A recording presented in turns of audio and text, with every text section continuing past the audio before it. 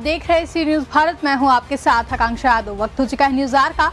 रुक करते इस वक्त की खास खबर की तरफ, जहां टीकमगढ़ शहर के गांधी चौराहे पर भारतीय जनता पार्टी द्वारा पारित किया गया किसान कानून के विरोध को लेकर कांग्रेस पार्टी के पदाधिकारी एवं कार्यकर्ताओं ने धरना प्रदर्शन करते हुए इस कानून की आलोचना करने के साथ ही केंद्र सरकार एवं भारतीय जनता पार्टी के द्वारा पेट्रोल डीजल के दामों में की गई वृद्धि को लेकर पूर्व मंत्री यादवेंद्र सिंह बुंदेला ने भारतीय जनता पार्टी को निशाना साधते हुए इस कानून का जमकर विरोध किया। वहीं धरना प्रदर्शन के दौरान कांग्रेस पार्टी के पदाधिकारी एवं कार्यकर्ता मौजूद रहे। भारतीय जनता पार्टी की किसान विरोधी भारत सरकार और उसका समर्थन कर रही राज्य सरकार है, निरंतर किसानों के ऊपर अत्याचार कर रही हैं। पूरा दिल्ली जो है लगभग 1 महीने से जाम है, चारों तरफ से आवागमन बंद है, लेकिन भारत की सरकार को किसानों की समस्याएं सुनने की फुर्सत नहीं है। ये सरकार जो है केवल झूठ पर टिकी है, केवल झूठ बोल के देश को बरगला रही हो।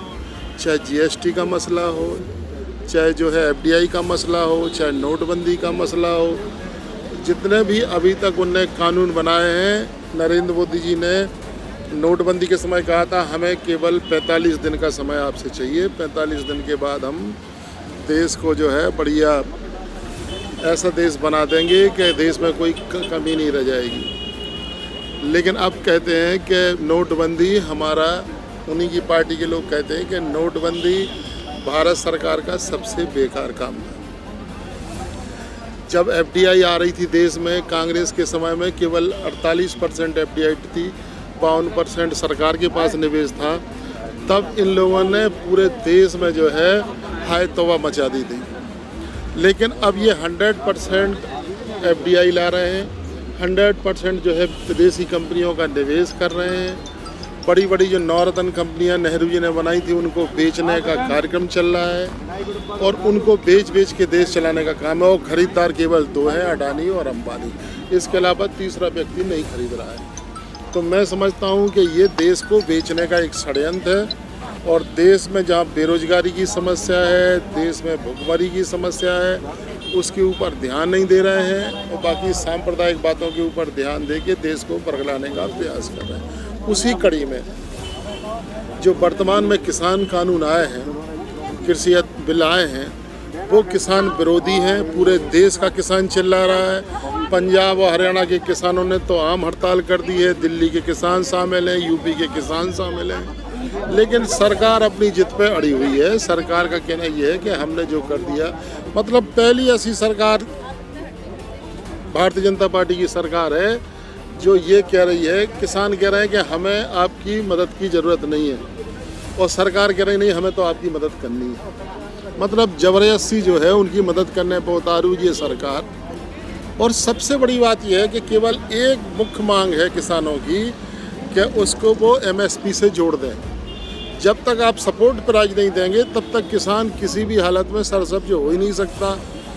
और दूसरी बात यह है कि अडानी ग्रुप ने अभी आपने नीलामी की प्रक्रिया शुरू नहीं करी है, मंडियाँ ख़त्म नहीं करी हैं और अडानी ग्रुप ने आज मद्रास में, बंगलोर में, हैदराबाद में जो पोर्ट, जहाँ पे पोर्ट की सुविधा है, समुद्र आसपास है, वहाँ पे इनके लाखों मैट्रिक टन के गोडाउन बन के तैयार हो गए हैं। मतलब इन्हें तो पहले साल भर पहले ही से ये पता था कि ये पॉलिसी बनने वाली है।